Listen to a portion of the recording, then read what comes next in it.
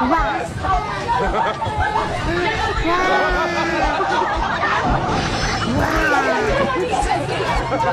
Assalomu alaykum do'stlar. Atrofimizda har kuni shunday voqealar yuz beradiki, ularga e'tibor bermasak, ko'zdan qochirib qo'yishimiz mumkin. Aslida esa dunyo biz o'ylagandan ko'ra ancha qiziqarli va murakkabdir. Yangi dasturimizni oxirigacha tomosha qiling va dunyoqarashingizni o'zgartirib yuboradigan ajoyib lahzalarga guvoh bo'ling. Keyingi bundanda qiziqarli videoroliklarimizni o'tkazib yubormaslik uchun esa videoga birdan like bosib, kanalimizga obuna bo'ling. Oh my gosh. Qanotli mehmon ushbu ta'sirli lahzani chinakamiga o'zgacha qildi.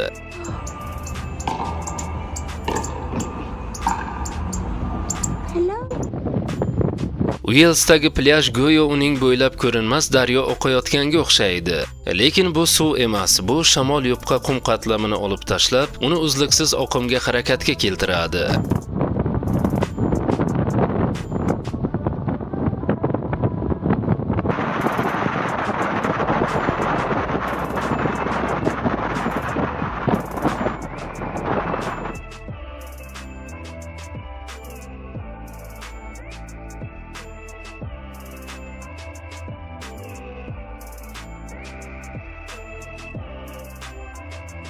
Ba'zilar kitobni shunchaki o'qiydilar, boshqa kishilar esa kitobdan mana shunday g'ayriyoddiy narsa ixtiro qilishadi.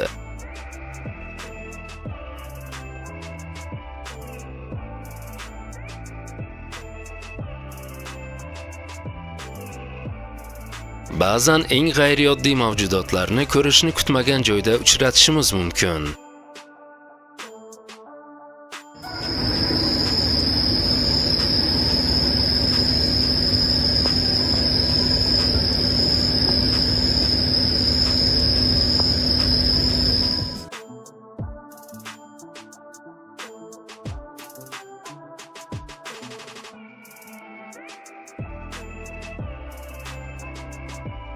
O'ynash uchun eng zo'r joy topildi.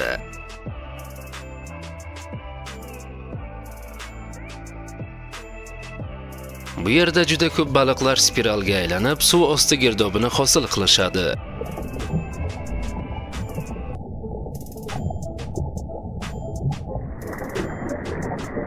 Aksariyat odamlar uchun bu shunchaki qiziq emasdek tuyulishi mumkin, lekin uning uchun bu hal qilinishi kerak bo'lgan muammo.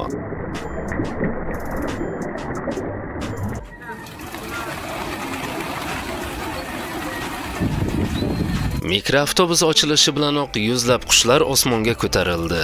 Erkinlik ba'zan shu birgina qulfni ochish bilan boshlanadi.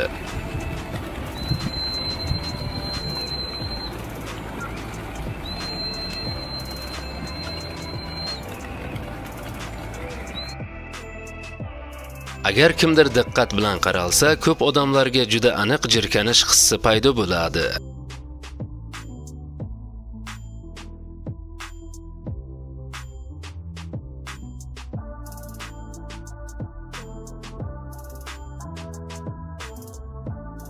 Bu yerda raketa okean yuzasiga muvaffaqiyatli qo'nganini ko'rishimiz mumkin.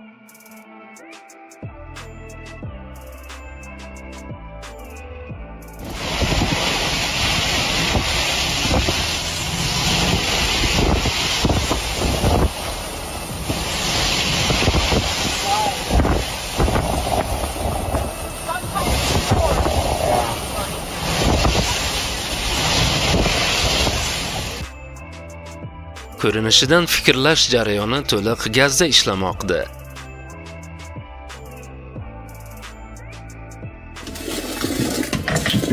Bir necha o'rgimchaklar va terrariumning butun maydoni to'r qatlami ostida yo'qoladi.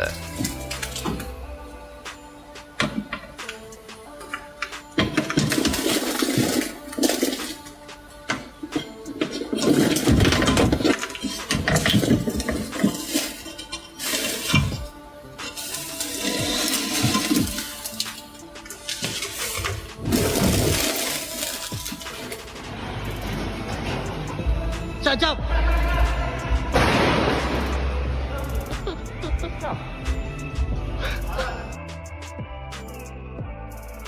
Chilidagi bu dala bo'roni shov ko'rsatishga qaror qilib va u paytida mixlanmagan hamma narsani tortib olishga qaror qildi.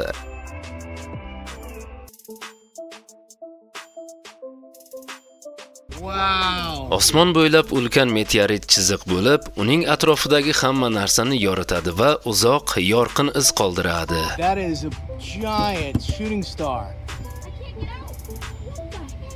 Wow.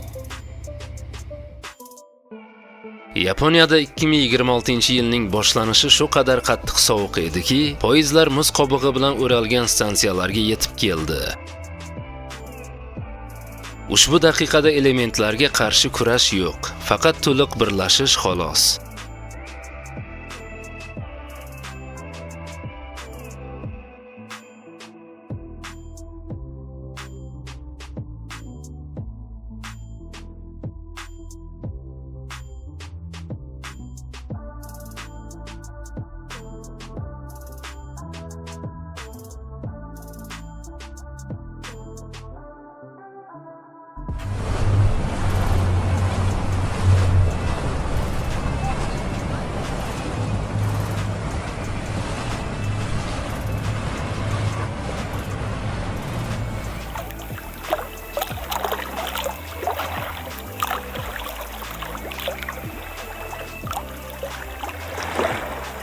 Umuman olganda gigantlarda inoyat yo'q deb o'ylashadi, ammo ushbu kitlar har safar suv sathidan yuqoriga ko'tarilib, okeanni kesib o'tib pastga qulaganlarida buni rad etadilar.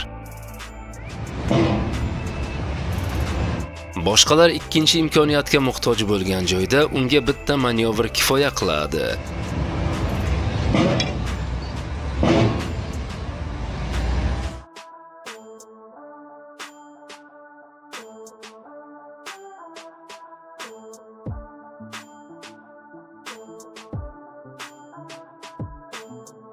Ushbu ilonning daraxtga chiqishi kutilmaganda tasvirga olindi va ko'pchilikni hayratda qoldirdi.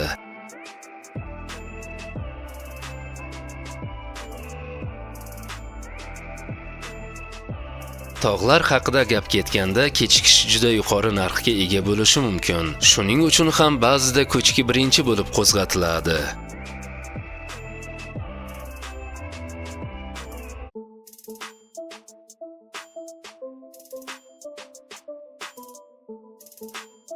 Delfinlar qayiq va kameralarga hamroh bo'lishni yaxshi ko'radilar. Ular kemaning kamonidagi to'lqinni ushlaydilar va tom ma'noda syorferlar kabi u bo'ylab harakat qilishadi.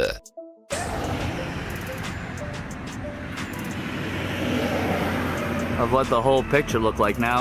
There's very little ice on top of the water. It is ice. And he's just Muz suv yuzasini to'sib qo'ygan, ammo timsoh deyarli harakatsiz qoladi. Bu o'lim emas, balki himoya reaksiyasi. Timsoh qattiq sovuqdan omon qolish uchun hayotiy jarayonlarini minimal darajada sekinlashtiradi. There's very little ice on top of the water. It is ice. And he's just chilling. So I'm going to get a little bit closer and see if I can get him to move just a little bit.